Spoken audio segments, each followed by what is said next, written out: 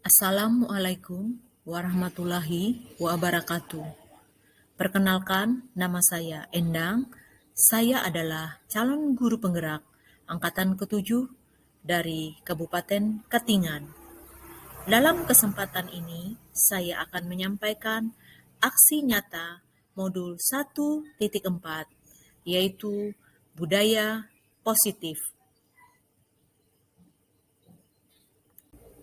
Perkenalkan juga fasilitator saya, Ibu Fatul Janah, dan pengajar praktik saya, Ibu Christine Oktaviani. Yang melatar belakangi saya melakukan aksi nyata budaya positif pada modul 1.4 adalah saya menyadari bahwa sekolah merupakan lembaga yang memiliki peran penting dalam membentuk dan menciptakan manusia yang beradab dan berkarakter. Maka dari itu, budaya positif harus ditumbuhkan secara berkesinambungan baik dalam jangka pendek maupun jangka panjang. Mengingat murid tidak menyukai peraturan karena selama ini ketika mereka melakukan pelanggaran, maka mereka akan mendapatkan hukuman dan cenderung akan mempermalukan dirinya. Oleh karena itu, pendidik merancang strategi penerapan budaya positif untuk menuntun tumbuh kembang murid sesuai kodrat alam dan kodrat zaman. Adapun tujuan aksi nyata ini adalah yang pertama, penerapan budaya positif agar memunculkan dan menjadi pembiasaan pada diri murid hingga menjadi karakter positif dan berbudi pekerti luhur dan berprofil pelajar Pancasila.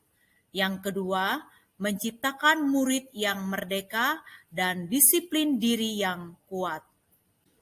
Tolak ukur aksi nyata ini adalah terbentuknya keyakinan kelas melalui kegiatan kesepakatan kelas yang dilakukan bersama dengan wali kelas murid. Yang kedua, murid terbiasa menjaga kebersihan, saling menolong sesama, memberi salam ketika bertemu teman, bertemu guru, bertemu pegawai sekolah, termasuk tamu yang datang, serta memberikan senyum dan sapaan hangat, bertutur kata yang santun, bersikap sopan, dan melaksanakan ibadah sesuai kepercayaannya masing-masing. Lini masa tindakan yang akan dilakukan adalah yang pertama, menghadap kepala sekolah untuk menyampaikan kegiatan untuk melakukan sosialisasi dengan rekan guru terkait budaya positif yang ingin dibangun. Yang kedua, menyusun keyakinan kelas bersama semua murid melalui beberapa tahapan yang dilakukan, mulai dari tahap menanyakan pendapat murid tentang permasalahan pembelajaran yang selama ini mereka rasakan, sampai pada tahap penandatanganan hasil keyakinan semua murid.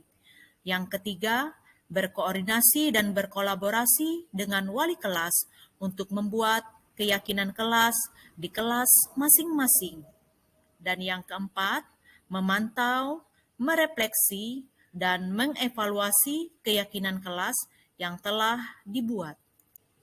Dukungan yang dibutuhkan dalam rangka melaksanakan aksi nyata budaya positif ini adalah yang pertama, dukungan dari kepala sekolah, rekan guru, dan murid agar tindakan yang disusun dapat berjalan secara berkesinambungan. Yang kedua, sarana dan prasarana yang mendukung budaya positif. Dan yang ketiga, orang tua atau wali murid. Berikut akan saya tampilkan diseminasi budaya positif yang dilakukan di SMK Negeri 2 Kasongan. Selamat menyaksikan.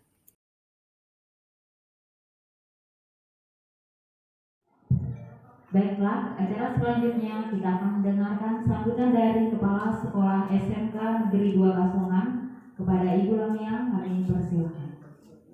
Terima kasih. Assalamualaikum warahmatullahi wabarakatuh. Semangat pagi. Belum. Semangat pagi. Pagi luar biasa hebat. Oke. Terima kasih Bapak Ibu Guru, terkhusus kepada Bu Endang, calon guru penggerak dari SMK 2 Kasongan yang hari ini akan melaksanakan diseminasi modul 1.4 tentang budaya positif sekolah. Harapan semoga apa yang nanti disampaikan bisa betul-betul membawa ke arah hal yang positif untuk kemajuan sekolah kita, karena untuk seorang guru penggerak adalah dari tanggung jawabnya kepada sekolahnya.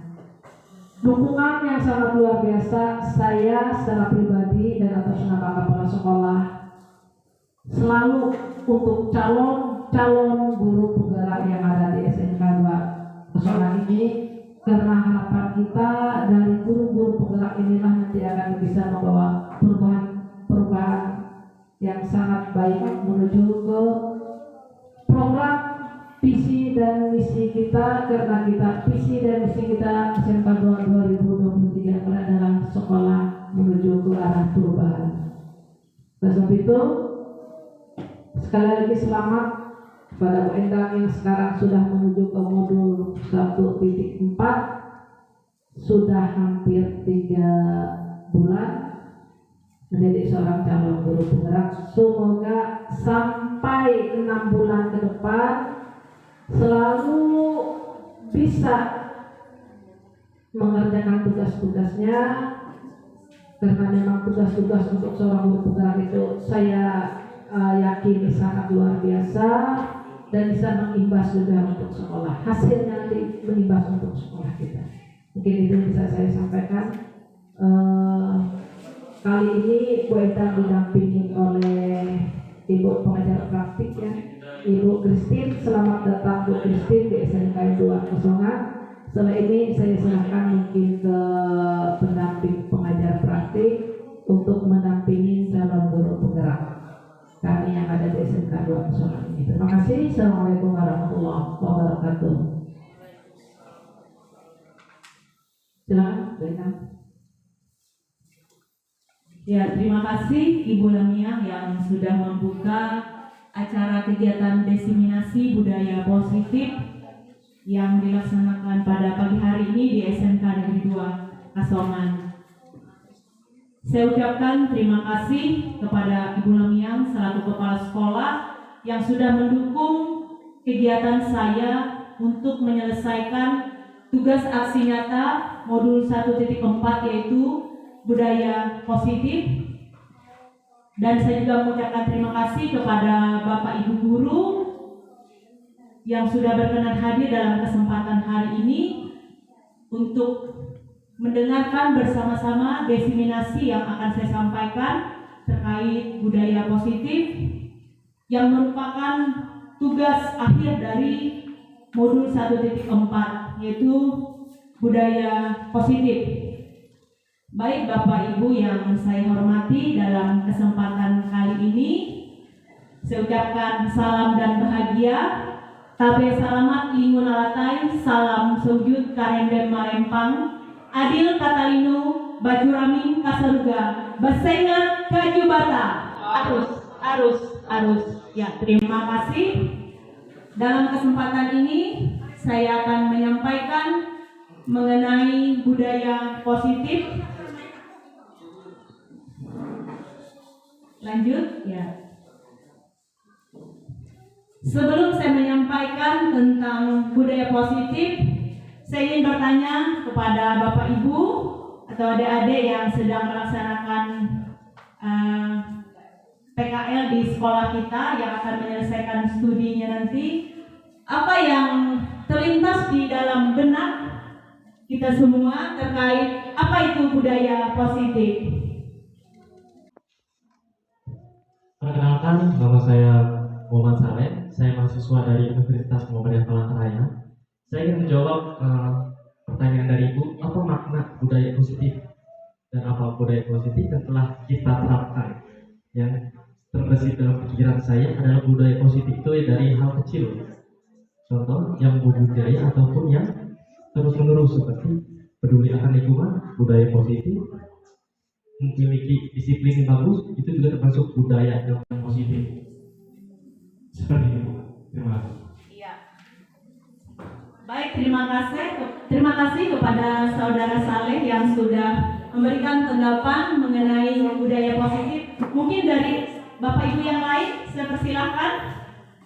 Terima kasih atas kesempatan yang diberikan. Menurut saya budaya positif itu adalah pembiasaan yang bersifat positif. Misalnya saja dari sekolah membuang sampah pada tempatnya dan disiplin waktu. Itu menurut saya budaya positif karena terbiasa gitu ya. Tetapi kebiasaan atau kebiasaan yang bersifat positif itu menurut saya budaya positif. Baik, terima kasih Bu Elfrida. Kita kasih aplaus dulu untuk dua jawaban. Ya, kita lanjut. Kita akan melihat apa itu budaya positif. Ya, budaya positif di sekolah yaitu nilai-nilai dan kebiasaan-kebiasaan di sekolah yang berpihak pada peserta didik agar mereka dapat berkembang menjadi pribadi yang kritis, penuh hormat dan bertanggung jawab. Jadi harapannya dari desiminasi ini kita semua sebagai guru bisa memberikan budaya positif untuk kemajuan pribadi anak agar mereka bisa mandiri dan bertanggung jawab. Selanjut kita ke filosofi pendidikan Ki Hajar Dewantara. Yang pertama, bukan tabula rasa. Kemudian yang kedua, semua anak itu terlahir dengan bakatnya masing-masing. Dan yang ketiga, budi pekerti. Yang keempat, tugas guru menuntun bakat tersebut agar anak bisa tumbuh dengan selamat dan bahagia. Dan yang berikutnya, guru ibarat petani, sedangkan anak ibarat biji jagung yang disemai. Dan yang berikutnya, kodrat alam dan kodrat zaman. Dan yang berikutnya, berpihak pada murid. Ini adalah filosofi pemikiran Ki Hajar Dewantara terkait filosofi pendidikan. Dalam hal ini kita sebagai guru harus menyadari bahwa setiap anak itu memiliki keunikan dan kelebihannya masing-masing. Tugas kita sebagai gurulah yang menggali segala potensi yang dimiliki. Jadi kita tidak boleh memperlakukan satu siswa sama dengan siswa yang lain, karena masing-masing siswa memiliki kelebihan dan kekurangannya, sehingga kita yang menggali potensi-potensi yang dimiliki oleh anak-anak tersebut. Lanjut, perubahan paradigma dari pemikiran atau filosofi Ki Hajar Dewantara. Yang pertama, untuk membangun budaya positif, sekolah menyediakan lingkungan yang positif. Yang kedua, menciptakan rasa aman baik di lingkungan kelas ketika mereka belajar maupun di lingkungan di luar sekolah. Dan yang ketiga, memberikan rasa nyaman agar murid-murid itu mampu berpikir, bertindak, dan mencipta dengan merdeka, mandiri, dan bertanggung jawab. Kemudian, lazimnya disiplin dikaitkan dengan kontrol. Dalam hal ini, kontrol guru dalam menghadapi murid. Nah, untuk menciptakan budaya positif, tugas kita lah sebagai seorang guru bisa menciptakan suasana yang nyaman baik di saat belajar di kelas maupun di luar kelas. Berikutnya adalah perubahan paradigma teori kontrol yang disebut juga ilusi kontrol. Ini dipaparkan oleh Dr. William Glasser dalam teori untuk meluruskan konsep tentang kontrol. Yang pertama, ilusi guru itu mengontrol murid. Yang kedua, ilusi bahwa kritik membuat orang merasa bersalah dan dapat menguatkan karakter. Yang ketiga, ilusi bahwa semua penguatan positif, efektif, dan bermanfaat. Dan yang terakhir, ilusi bahwa orang dewasa memiliki hak untuk memaksa. Nah, ini adalah ilusi kontrol yang mungkin sering ya kita lakukan di dalam ruang kelas kita. Kita menganggap bahwa guru memiliki peran penting untuk mengontrol seorang anak. Lanjut, kita akan melihat perubahan paradigma atau stimulus respon. Pertanyaan saya, bisakah kita mengontrol seseorang?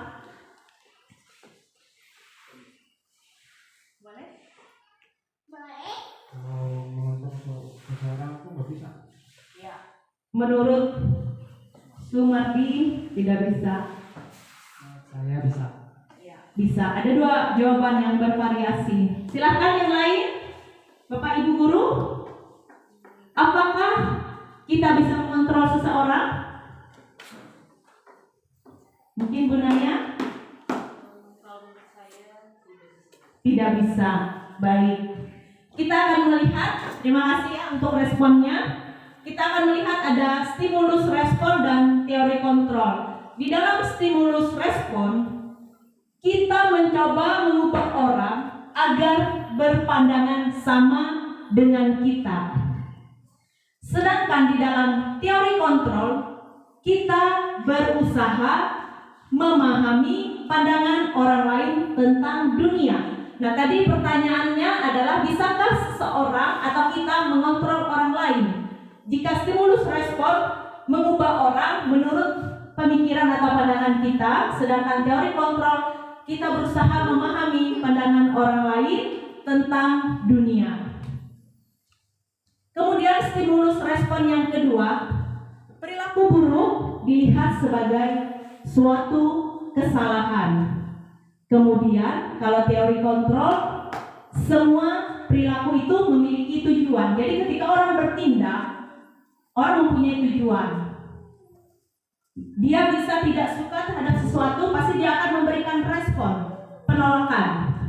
Kemudian yang ketiga, stimulus respon yang ketiga adalah orang lain bisa mengontrol saya. Sedangkan dalam teori kontrol, hanya Anda yang bisa mengontrol diri Anda sendiri. Berikut, saya bisa mengontrol orang lain, sedangkan dalam teori kontrol, Anda tidak bisa mengontrol orang lain. Selanjutnya, pemaksaan ada pada saat bujukan gagal. Jadi ketika merasa gagal, dia sudah berusaha bagaimana melakukan pemaksaan agar yang diharapkan bisa diikuti oleh yang dia inginkan itu. Kemudian dalam teori kontrol, kolaborasi dan kesepakatan menciptakan pilihan-pilihan baru. Jadi ada alternatif-alternatif baru yang bisa dilakukan melalui kolaborasi itu. Yang berikutnya adalah model, kalau stimulus respon adalah model berpikir menang atau kalah. Jadi model berpikirnya saya menang atau saya kalah. Sedangkan dalam teori kontrol, model berpikirnya menang. Ya. Jadi menang-menang ini dalam artian bahwa dia harus bisa mengontrol dirinya. Ya. Lanjut. Nah, berikut dari apa yang sudah saya paparkan tadi terkait posisi kontrol, tadi sudah ada 3 orang yang merespon. Ini ada pertanyaan kembali, apa yang terbesit atau terlintas dalam benak kita disiplin itu? Apa itu disiplin? Silakan bagi yang mau mencoba menjawab. Perkenalkan, nama saya Fahrul Rahman dari Universitas Muhammadiyah Palangkaraya. jurusan Pendidikan Teknologi Informasi. Baiklah, terima kasih. Apa makna disiplin? Jadi menurut pandangan saya, disiplin artinya kita bisa melakukan sesuatu dengan taat atau mematuhi aturan-aturan sekolah, contohnya seperti itu. Ya, kita kasih aplaus dulu untuk yang sudah memberikan definisi dari disiplin. Selanjutnya ada yang ingin menambahkan? Ya, silakan. Saya ingin menambahkan jawaban dari teman saya. Makna disiplin bagi saya itu adalah memiliki rasa tanggung jawab, atas apa yang diberikan kepadanya. Seperti itu. Tanggung jawabnya itu berupa macam-macam, seperti yang dikatakan tadi, bisa dari peraturan sekolah atau dari pun perintah dari guru, seperti itu. Terima kasih. Ya, terima kasih untuk jawabannya. Sekarang kita akan melihat makna dari disiplin itu sendiri. Kita lihat bahwa kata disiplin sering dikaitkan dengan tata tertib, teratur, dan kepatuhan pada peraturan. Kata disiplin juga sering dihubungkan dengan hukuman, padahal itu sungguh berbeda. Karena belajar dengan disiplin tidak harus memberi dengan hukuman. Justru itu adalah salah satu alternatif terakhir dan perlu tidaknya digunakan sama sekali. Jadi menurut definisi ini bahwa disiplin itu dikaitkan dengan kepatuhan kita terhadap tata tertib, teratur, dan kepatuhan kita pada peraturan. Artinya keinginan kita mendisiplinkan diri kita itu dari intrinsik, dari dalam diri kita. Sedangkan hukuman itu jika diperlukan, ya sudah menjurus ke tindakan yang pidana atau kriminal. Jadi itu tidak diharapkan hukuman dalam hal ini. Boleh lanjut? Nah, menurut Ki Hajar Dewantara menyatakan bahwa untuk mencapai kemerdekaan dalam konteks pendidikan kita saat ini dan untuk menciptakan murid yang merdeka, syarat utamanya adalah harus ada disiplin yang kuat. Disiplin dimaksud adalah disiplin diri yang memiliki motivasi internal. Kemudian jika kita tidak memiliki motivasi internal, maka kita memerlukan pihak lain untuk mendisiplinkan kita. Dari sini kita bisa mengambil suatu kesimpulan bahwa disiplin itu harus dari diri kita sendiri, dari intrinsik, ya, unsur dari dalam. Maka jika ada unsur itu menguatkan dari dalam diri kita, kita akan mampu melakukan dan melaksanakannya dengan baik. Lanjut. Baik, sekarang kita lanjut ke teori motivasi perilaku manusia. Dari disiplin yang sudah dipaparkan tadi definisinya, ada beberapa motivasi yang dilakukan oleh orang untuk menaati. Yang pertama, motivasi eksternal. Nah, motivasi eksternal ini orang melakukan disiplin hanya semata-mata untuk menghindari hukuman atau menghindari sanksi. Misalnya, siswa kita kasih tugas. Nah, ada beberapa disiplin, ada beberapa anak yang mengerjakan hanya karena takut dihukum misalnya. Nah, ini disebut motivasinya hanya dari luar saja, bukan dari dalam diri. Kemudian yang kedua, motivasi eksternal yang kedua, orang melakukan disiplin itu untuk mendapat imbalan, untuk mendapat penghargaan, baik dari institusi di mana lembaga dia bekerja ataupun dari pihak-pihak lain. Jadi dia melakukan disiplin itu semata-mata untuk mendapatkan penghargaan. Nah, berikutnya motivasi yang ketiga adalah motivasi internal atau dari dalam diri seseorang. Nah, tujuan ini lebih positif karena dia menghargai dirinya sendiri, menjadi insan yang sesuai dengan harapan. Nah, inilah yang diharapkan kepada peserta didik kita atau anak didik kita. Kita harus bisa menanamkan disiplin yang internal. Jadi bukan motivasinya nanti kalau kamu tidak mengerjakan tugas, nilai kamu rendah. Nah, itu motivasinya dia ingin mendapatkan nilai yang bagus saja atau penghargaan. Nah, jika motivasi siswa seperti itu dia tidak bertahan lama karena ada unsur eksternal saja. Nah, di sini kita lebih nanti menekankan bagaimana motivasi internal anak tersebut. Lanjut.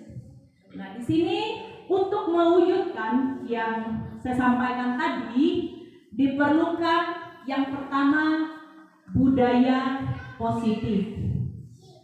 Ya, budaya positif ini sifatnya meluas, ya. Karena sifatnya disiplin ini tidak bisa dilakukan oleh satu orang saja. Ada pihak-pihak, ada di sekolah, ada kepala sekolah, ada guru-guru, dan ada murid. Walaupun guru-guru sudah mengupayakan begini, tapi jika siswa tidak mematuhi, otomatis budaya positif itu tidak akan terrealisasi. Nah, kita lihat untuk mewujudkan budaya positif itu dibutuhkan lingkungan positif. Lingkungan skala besar, lingkungan dalam kelas. Kemudian tahapannya lagi nanti kita akan membuat keyakinan kelas dan peraturan kelas. Lanjut. Nah, sekarang kita kepada keyakinan kelas, hukuman dan penghargaan. Ini pertanyaan, mengapa tidak peraturan? Mengapa harus keyakinan kelas? Kita lihat, mengapa kita memiliki peraturan harus menggunakan helm bila mengendarai kendaraan roda 2. Itu peraturan. Mengapa kita memiliki peraturan 3M, menggunakan masker, mencuci tangan, dan menjaga jarak 1,5 meter. Dan yang ketiga, mengapa kita memiliki peraturan harus datang tepat waktu pada saat mengikuti pelatihan. Nah, untuk mendukung motivasi intrinsik, kembali lagi kita ke nilai-nilai keyakinan. Lebih menggerakkan seseorang dibandingkan mengikuti serangkaian. Nah, di sini kita bisa mengambil suatu perbandingan. Gunakan helm kalau mengendarai, itu peraturan. Tetapi ketika seseorang menggunakan helm itu, motivasinya dari dalam diri, saya perlu keselamatan. Nah, itu sudah namanya keyakinan. Nah, kemudian mengapa kita memiliki peraturan 3M, menggunakan masker, mencuci tangan? Nah, itu kan karena ada peraturan saja. Nah, kalau ketika ada peraturan, berarti kita melaksanakan berdasarkan peraturan saja. Tapi kalau kita menyadari, karena saya ingin sehat, ingin selamat, saya harus harus menggunakan masker, mencuci tangan misalnya. Nah, itu yang disebut dengan keyakinan atau unsur intrinsik yang dari dalam diri kita. Lanjut. Ya, selanjutnya kita kepada keyakinan kelas. Nah, keyakinan kelas ini adalah nilai-nilai kebajikan atau prinsip-prinsip universal yang disepakati bersama secara universal, lepas dari latar belakang suku, negara, bahasa, maupun agama. Menurut Gosen, dalam tahun 1998, suatu keyakinan akan lebih memotivasi seseorang dari dalam atau sifatnya intrinsik. Nah, seseorang akan lebih bersemangat untuk menjalankan keyakinan daripada hanya sekedar mengikuti serangkaian peraturan. Jadi, keyakinan kelas ini nanti diharapkan masing-masing guru bisa menetapkan keyakinan kelas, membuat keyakinan kelas dengan siswanya, bisa berkoordinasi dengan wali kelasnya masing-masing agar siswa bisa menentukan keyakinan kelasnya sehingga bisa disepakati bersama-sama baik dengan wali kelas maupun guru mata pelajaran. Nah, untuk pembentukan keyakinan kelas itu sifatnya keyakinan kelas itu abstrak daripada peraturan yang lebih rinci dan konkret. Kemudian keyakinan kelas itu berupa pernyataan-pernyataan yang universal. Pernyataan keyakinan kelas itu senantiasa dibuat dalam bentuk positif. Kemudian keyakinan kelas hendaknya tidak terlalu banyak sehingga mudah dipahami oleh peserta didik kita. Kemudian semua warga kelas sebaiknya ikut berkontribusi dalam membuat kegiatan kelas lewat curah pendapat, ya. Yang berikutnya, bersedia meninjau kembali keyakinan kelas dari waktu ke waktu. Jadi ini tahapan dalam pembuatan atau pembentukan keyakinan kelas yang nanti bisa dilakukan oleh guru masing-masing terhadap peserta didik yang diajarinya. Lanjut, kita lihat perbedaan antara peraturan dan keyakinan kelas, nilai kebajikan yang dituju. Kita lihat peraturan. Selalu kembalikan buku ke tempatnya. Sementara dalam keyakinan kelas itu bertanggung jawab, ya. Kemudian dilarang mengganggu orang lain dalam keyakinan kelas, menghormati orang lain dan diri sendiri. Nah, ketika kita memilih yang di sebelah sana, tanggung jawab, anak akan muncul kesadaran dari dalam dirinya. Kemudian yang ketiga, peraturan, hadir di sekolah 15 menit sebelum pembelajaran dimulai. Kemudian dalam keyakinan kelas, menghormati orang lain, komitmen pada tujuan. Kemudian yang keempat, dilarang melakukan kekerasan. Di dalam keyakinan kelas, keselamatan, menghormati orang lain. Yang berikutnya, dilarang menggunakan narkoba. Itu dalam keyakinan kelas menjaga kesehatan, ya. Kemudian bergantian atau menunggu giliran, berarti dalam keyakinan kelas menghormati orang lain dan kesabaran. Kemudian yang peraturan, gunakan masker. Di dalam keyakinan kelas atau nilai kebajikan yang dituju adalah kesehatan dan keselamatan. Yang berikutnya, contoh peraturan, jangan berlari di kelas atau koridor. Sedangkan dalam keyakinan kelas, keselamatan dan keamanan. Jadi dalam hal ini, keyakinan kelas itu memotivasi anak untuk memberikan kesadaran dalam diri anak supaya mereka menyadari jika mereka mengikuti melakukan keyakinan kelas yang sudah disepakati dengan guru, itu mereka akan lahir atau sadar sendiri di dalam diri mereka itu untuk lebih bertanggung jawab. Kemudian dihukum oleh penghargaan. Nah, sering ya kita melakukan atau memberikan penghargaan, ya, dihukum oleh penghargaan. Yang pertama, pengaruh jangka pendek dan jangka panjang.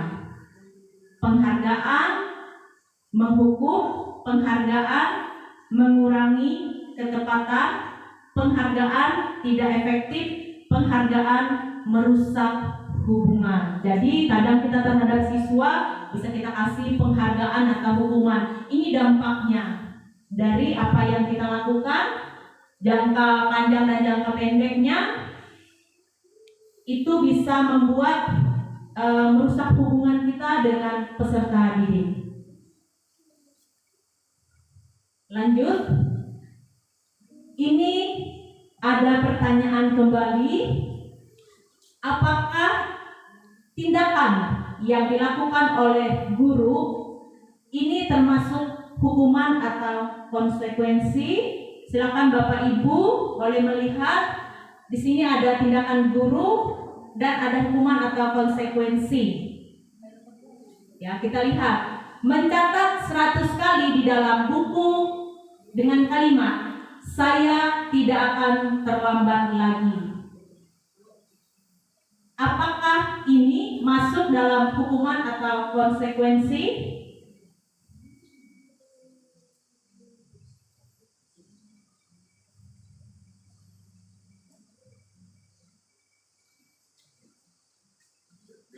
Gimana? Hukuman atau konsekuensi? Konsekuensi.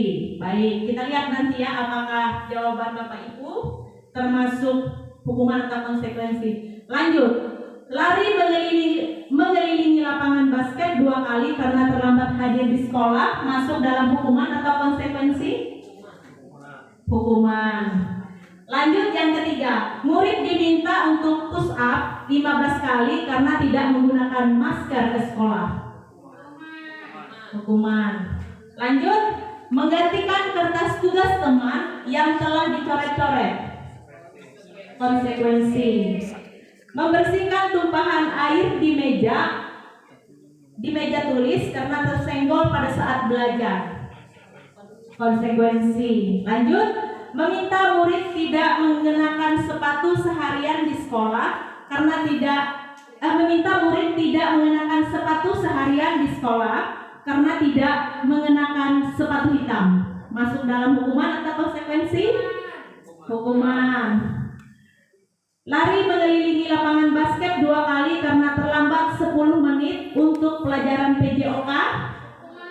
Hukuman. Baik, kita kasih aplaus dulu untuk jawaban Bapak Ibu.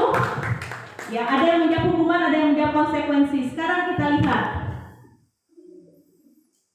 Ya, hukuman mencatat 100 kali di dalam buku itu hukuman. Ya, lari mengelilingi lapangan basket hukuman. Murid diminta untuk push up hukuman, kemudian menggantikan kertas, tugas teman konsekuensi, membersihkan tumpahan air di meja konsekuensi, murid disuruh untuk mengenakan disuruh untuk mengenakan sepatu seharian di sekolah. Hukuman lari mengelilingi lapangan basket 2 kali karena terlambat 10 menit itu adalah konsekuensi. Lanjut. Nah, sekarang kita lihat perbedaan antara hukuman dan konsekuensi. Hukuman itu sesuatu yang menyakitkan. Sesuatu yang menyakitkan dan harus terjadi. Sedangkan konsekuensi sesuatu yang harus terjadi. Seperti contoh tadi, anak menumpahkan air di meja. Konsekuensinya adalah mengganti kertas saja. Sedangkan hukuman sesuatu yang menyakitkan dan harus terjadi.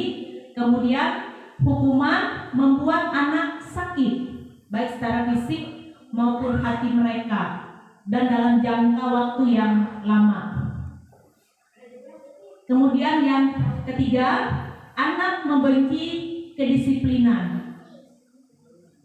Kemudian yang keempat, hukuman itu sifatnya paksaan. Yang berikutnya, mendorong anak menyakiti dirinya sendiri. Kemudian konsep diri yang buruk karena dihukum, anak-anak biasanya saya salah. Pokoknya dia kayak menghakimi dirinya sendiri. Kemudian yang berikutnya, anak belajar untuk menyembunyikan kesalahan karena takut dihukum. Anak belajar menyembunyikan kesalahan. Kemudian yang berikutnya, marah, rasa bersalah, dipermalukan, merasa tak dihargai. Sedangkan dalam konsekuensi itu anak menghargai disiplin, ada stimulus, tanggapan, kemudian mendorong anak agar mudah menyesuaikan diri, kemudian anak memiliki konsep diri yang baik terhadap dirinya, kemudian anak juga belajar untuk mematuhi peraturan, dan yang berikutnya kehilangan hak, dibuat tidak nyaman, diasingkan untuk sementara. Jadi ini perbedaan antara hukuman dan konsekuensi. Lanjut. Kita melihat dari hukuman dan konsekuensi itu tadi ada 5 kebutuhan dasar manusia. Jadi ini kebutuhan dasar atau kebutuhan pokok manusia itu yang pertama adalah kebutuhan untuk bertahan hidup, ya. Kemudian yang kedua, manusia juga cinta, mengharapkan cinta dan kasih sayang. Dan yang ketiga, kebutuhan dasar manusia yang ketiga adalah kebebasan.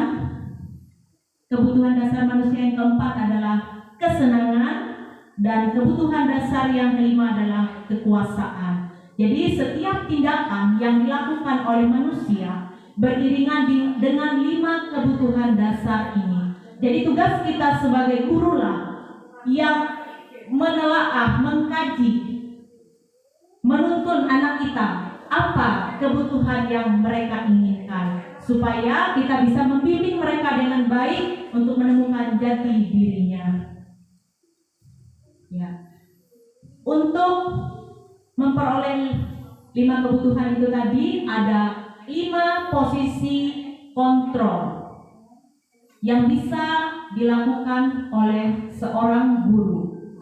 Dari kelima posisi kontrol ini, posisi kontrol kelima lah yang paling baik, yang paling efektif untuk kita membimbing atau mengarahkan seorang peserta didik. Di sini ada 5 posisi kontrol. Yang pertama sebagai penghukum. ketika anak melakukan kesalahan, kita bisa sebagai penghukum di sini posisinya. Nah, ini yang harus kita hindari. Kita bisa menghardik, menunjuk-nunjuk, menyakiti, bahkan menyindir. Contoh kata-katanya, kalau kamu tidak melakukannya, awas ya, rasakan. Nah, ini adalah kata-kata yang sifatnya menghukum. Hasilnya, anak-anak bisa memberontak, menyalahkan orang lain dan berusaha berbohong karena anak-anak tidak mau dihukum. Kemudian yang berikutnya, murid meletakkan guru di luar dunia berkualitas. Contohnya, biarkan saja, nanti juga marah-marah lagi. Sehingga dampak negatifnya, siswa mengulangi kesalahan yang sama. Nah, yang kedua adalah posisi kontrol yang kedua adalah pembuat merasa bersalah. Nah, di sini guru membuat siswa merasa bersalah. Jadi kalimat-kalimat yang diucapkan oleh guru itu membuat siswa merasa bersalah. Guru berceramah dan mengatakan seharusnya begini, ibu kecewa. Nah, kata-kata yang seperti ini membuat anak merasa bersalah terhadap guru tersebut. Nah, kemudian yang kedua, kamu seharusnya tahu bahwa ini adalah contoh-contoh kalimat yang sifatnya membuat siswa menjadi merasa bersalah. Hasil dari posisi kontrol yang dilakukan itu adalah siswa menjadi menyembunyikan kesalahannya, menyangkal atau mengelak, dan yang parahnya lagi, anak-anak bisa berbohong. Berikutnya, posisi kontrol yang ketiga adalah sebagai teman.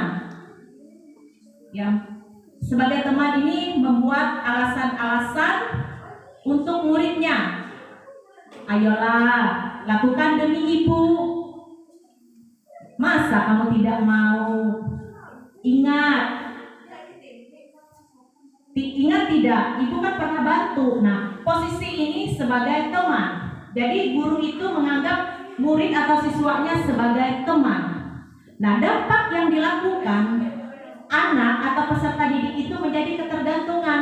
Jadi, saya melakukannya karena saya kan sering dipuji nih sama ibu. Nah, jadi posisi teman ini membuat siswa bergantung terhadap kita. Dia tidak mandiri melakukan tanggung jawabnya. Yang keempat adalah posisi pemantau. Nah, posisi pemantau di sini guru menghitung dan mengukur. Ya, guru bertanya, apa peraturannya kalau kamu merokok? Apa peraturannya kalau kamu suka mengganggu temanmu? Nah, jadi guru di sini menghitung kesalahan anak, sehingga hasil yang dilakukan anak-anak menyesuaikan diri bila diawas. Kalau diawas saja dia berbuat baik atau disiplin. Berikutnya, posisi guru sebagai manajer. Nah, posisi guru sebagai manajer inilah yang diharapkan untuk kita melakukan perubahan, yaitu posisi sebagai manajer, di mana di sini mengajukan pertanyaan jika siswa itu melakukan kesalahan. Saya ambil contoh, apa yang kita yakini, apa yang bisa kita kerjakan untuk memperbaiki masalah ini. Nah, ini hasilnya menguatkan pribadi siswa.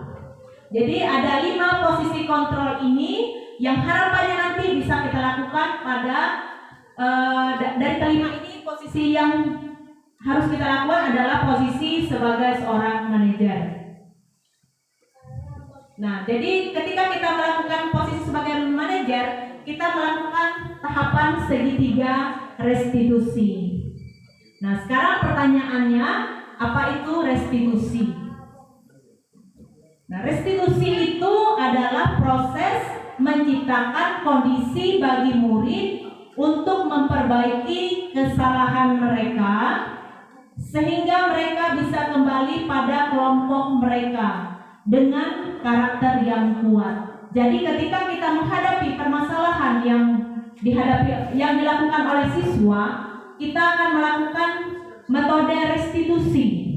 Di sini kita akan menciptakan kondisi murid agar mereka bisa memperbaiki kesalahannya dari dalam diri mereka. Jadi tidak semata-mata hanya karena mereka takut, hanya karena ingin mendapatkan penghargaan.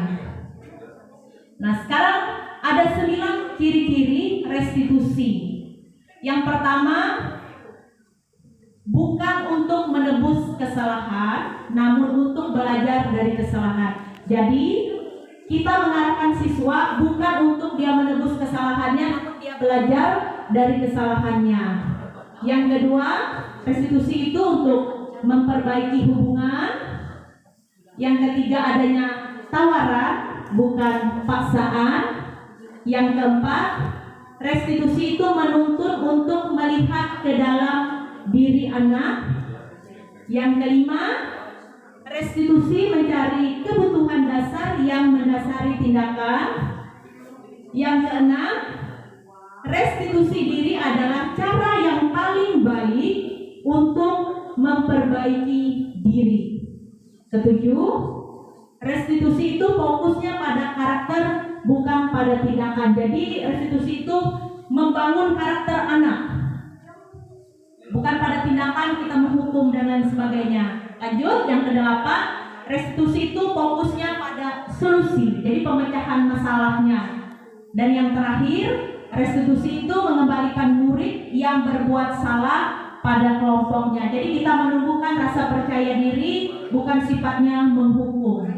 Itu ciri-ciri dari restitusi. Nah, ini tahapan dari segitiga restitusi. Jadi ada 3 tahapan. Ada menstabilkan identitas, ada validasi tindakan yang salah, dan yang ketiga menanyakan keyakinan. Nah, ini adalah tahapannya ketika kita menemukan seorang anak melakukan kesalahan. Langkah yang kita bisa lakukan adalah menggunakan tahapan restitusi, atau di sini juga disebut dengan segitiga restitusi. Pertama yang kita lakukan adalah menstabilkan identitas. Kita menanyakan kepada anak, kita memberikan penguatan ketika anak melakukan kesalahan. Kata-kata yang kita lakukan adalah setiap orang pasti pernah melakukan kesalahan. Ini memberikan penguatan agar mereka tidak menghakimi dirinya sendiri. Kemudian yang kedua, kamu bukan satu-satunya yang pernah melakukan itu. Nah, artinya kita memberikan membesarkan hati anak itu supaya dia tidak merasa tertuduh.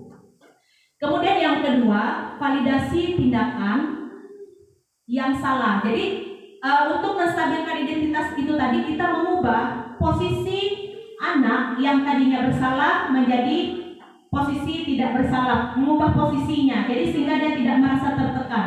Nah, validasi tindakan yang salah, kamu tentu punya alasan bukan mengapa melakukan itu. Jadi kita buka komunikasi dengan anak. Nah, kemudian yang berikutnya, adakah cara yang lebih efektif untuk mendapatkan apa yang kamu butuhkan? Nah, validasi tindakan yang salah ini kita mencoba memberikan rangsangan pemikiran kepada anak supaya mereka itu bisa berpikir apa yang mereka lakukan itu masih ada cara yang positif yang bisa dilakukan. Nah, berikut yang tahapan ketiga adalah menanyakan keyakinan. Menanyakan keyakinan ini, yang pertama adalah kita menanyakan keyakinan yang sudah kita sepakati di kelas itu tadi.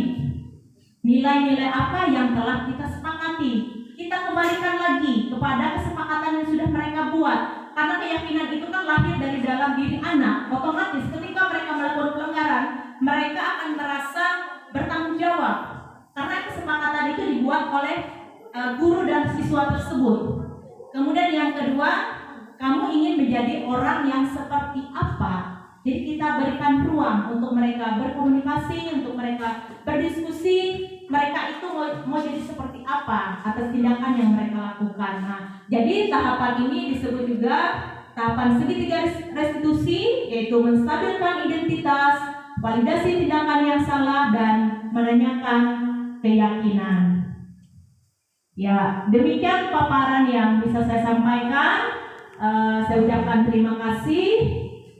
Jika ada pertanyaan dari Bapak Ibu atau adik-adik yang sedang melakukan PKL yang akan menyusun skripsinya nanti juga akan menjadi seorang guru, saya persilakan mungkin ada pertanyaan.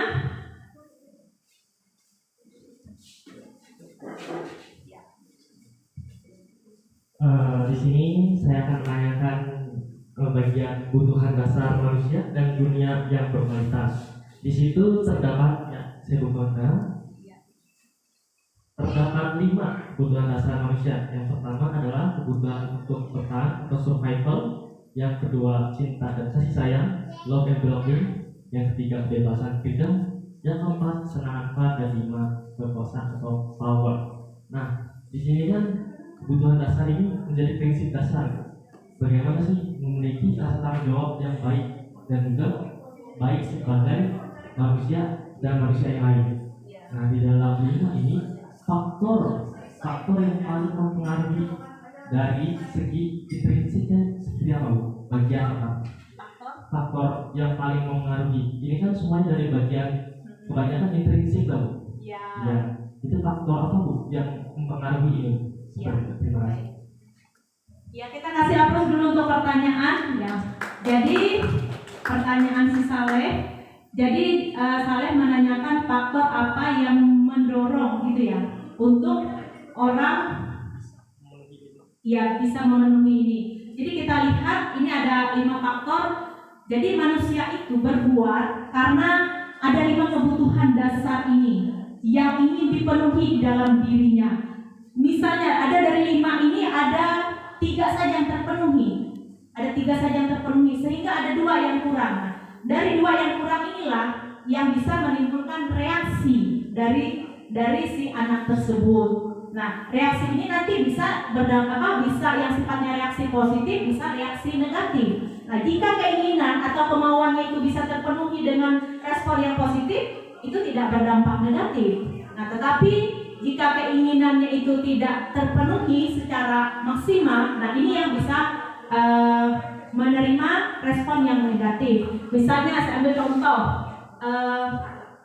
anak membutuhkan kesenangan misalnya. Anak suka bermain game. Nah, kebutuhan itu tidak dipenuhinya. Otomatis anak itu nanti bisa berbuat atau bertindak sesuatu yang sifatnya melonjak ya, atau sifatnya kurang baik. Ke temannya kah reaksinya? Ke orang tuanya kah? Misalnya yang orang tua menyuruh tolong ambilkan, karena dia tidak senang, kebutuhan itu tidak terpenuhi, otomatis anak itu bisa saja dia tidak menurut. Nah, jadi seperti itu. Bisa diterima? Siap, bisa. Ya, terima kasih. Yang lain?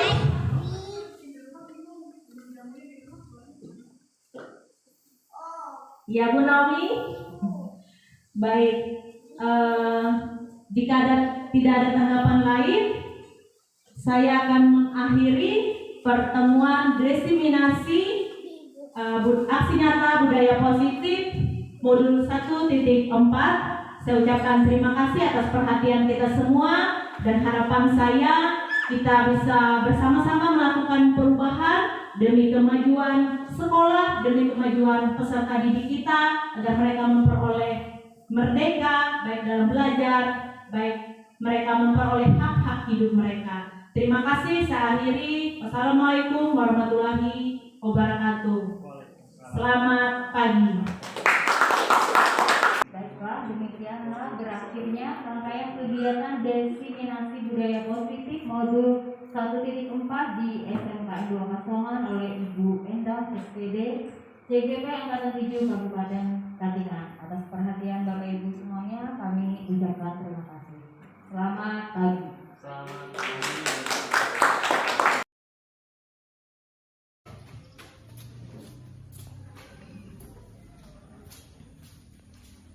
Ya, selamat pagi. Pagi. Apa kabar kalian hari ini? Baik, Ibu. Ya, di sini Ibu sebagai wali kelas kalian sudah sepakat dengan Ibu Endang untuk dapat menerapkan keyakinan kelas di kelas ini.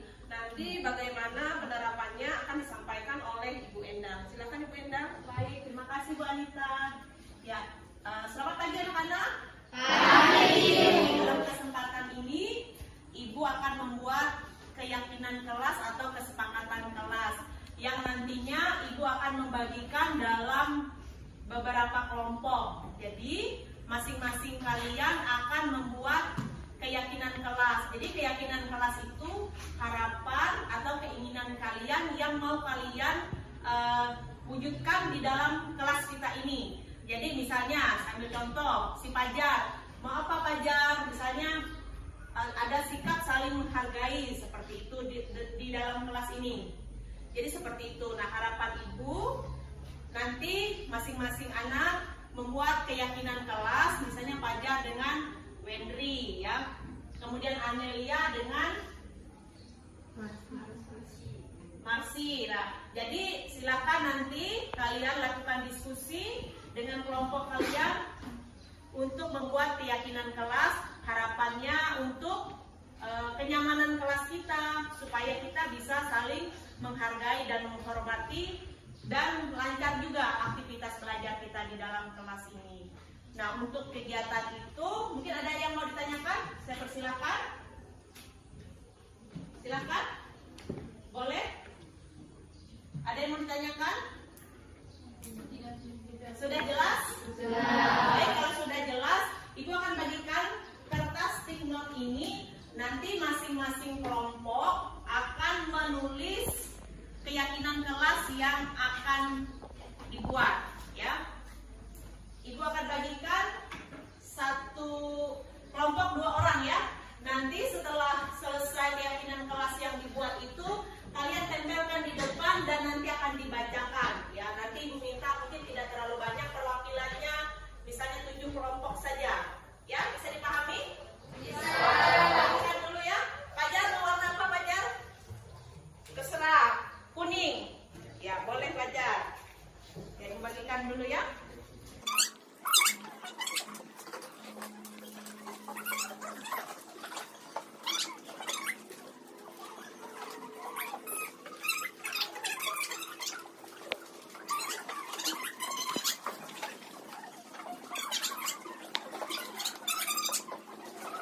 Baik anak-anak, sudah selesai semua? Kalau sudah, silakan kalian kumpulkan ke depan dan Ibu sudah menyediakan kertas karton untuk kalian menempelkan hasil keyakinan kelas yang sudah kalian sepakati dengan kelompok kalian. Ibu persilakan. Silakan dikumpulkan.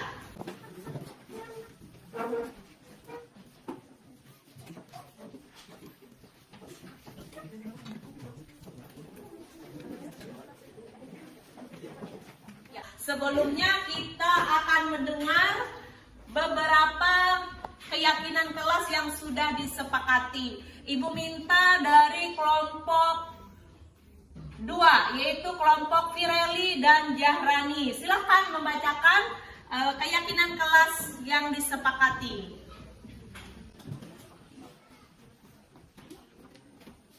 Baik, kami akan membacakan hasil dari diskusi kami. Perkenalkan, nama saya Fireli dan teman saya Jahrani Revita Putri. Kami akan membacakan tentang diskusi keyakinan kelas 10 DKV. Yang pertama, keyakinan kelas 10 DKV. Tidak ada keributan atau perkelahian antar teman sekelas. Yang kedua, mempunyai sopan santun yang kuat. Yang ketiga, menjaga kebersihan lingkungan kelas. Yang keempat, saling mempunyai rasa solidaritas maupun bekerja sama antar teman. Dan yang kelima, tidak ada rasa pembulian terhadap teman. Itulah hasil dari diskusi kami. Terima kasih. Ya, kita akan tepuk tangan dulu. Terima kasih untuk kelompok 2, yaitu Fireli dan Jahrani. Kita sudah mendengar tadi keyakinan kelas yang sudah disepakati, yaitu tidak ada keributan di dalam kelas. Bagaimana anak-anak, sepakat dengan ini? Sepakat. Kemudian yang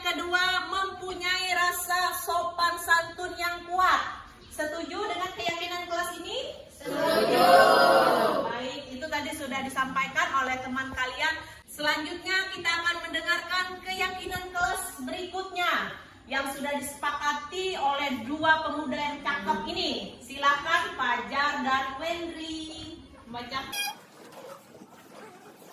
Baik, dari kelompok kami, hasil diskusi kami tentang keyakinan kelas 10 DKP. Saya harap kelas ini bisa aman dan tentram saat melakukan aktivitas belajar, tidak adanya keributan di ruangan, dan bisa mematuhi aturan-aturan sekolah, dan adanya sopan santun terhadap sesama guru dan teman-teman sekelasnya. Bagaimana? Setuju? Setuju. Tepuk tangan dulu untuk terima kasih untuk kelompok Fajar dan Wendri yang sudah menyampaikan keyakinan kelas, dan kita pasti sepakat tidak ada kan yang suka dengan keributan? Tidak ada.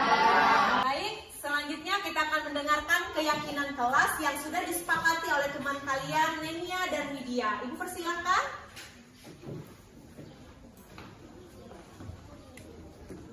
Pagi teman-teman. Pagi. Perkenalkan nama saya Nenia dan ini rekan saya. Perkenalkan nama saya Widya. Kami ingin menyampaikan hasil diskusi kami tentang keyakinan kelas. Kami berharap kelas kami ini tetap aman dan selalu rukun dan dapat diatur. Baik, terima kasih Nenia dan Widya. Apakah kalian setuju dengan keyakinan kelas yang sudah disepakati oleh mereka? Setuju. Baik, Ibu persilakan kalian kembali tempat duduk.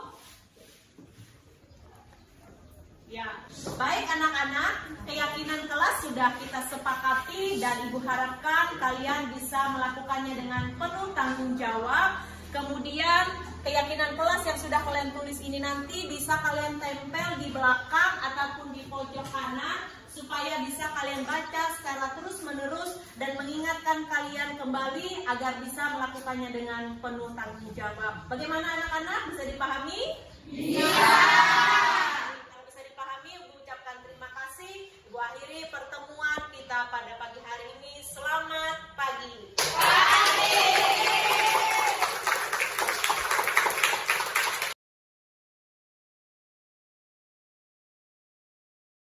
Perkenalkan, nama saya Indah Tari Filiani, rekan kerja dari Ibu Endang SPD yang saat ini sedang menjalani pendidikan guru penggerak Angkatan 7 Kabupaten Katingan.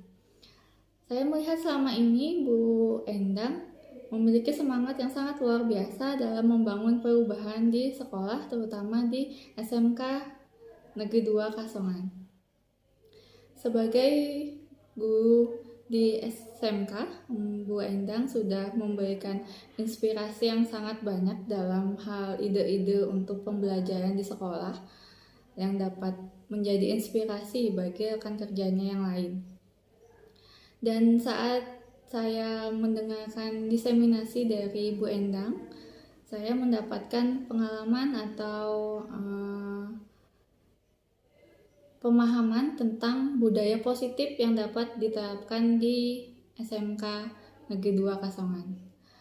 Untuk Bu Endang, tetap semangat menjalani segala pembelajaran sebagai guru penggerak. Semoga apa yang Ibu jalani dapat menjadi manfaat bagi Ibu sendiri, kemudian bagi rekan kerja, dan terutama bagi siswa-siswa kita. Tetap semangat Ibu Endang. Semoga selalu dilancarkan dan sukses selalu. Terima kasih. Halo, nama saya Muhammad Saleh. Saya mahasiswa Universitas Muhammadiyah Palangkaraya. Setelah saya mengikuti kegiatan diseminasi budaya positif di SMKN 2 Kasongan oleh Ibu Endang SPD, CGP Angkatan 7 Kabupaten Katingan, yang saya rasakan dan yang saya cermati adalah ini sebagai modal saya sebagai guru, yang dimana saya bisa mengerti bagaimana itu budaya yang positif, entah itu seperti bertanggung jawab, mampu manajemen peserta didik tanpa harus menekankannya, dan itu jadi modal saya ke depannya. Terima kasih. Demikianlah aksi nyata ini saya buat. Semoga bermanfaat untuk kita semua. Salam dan bahagia.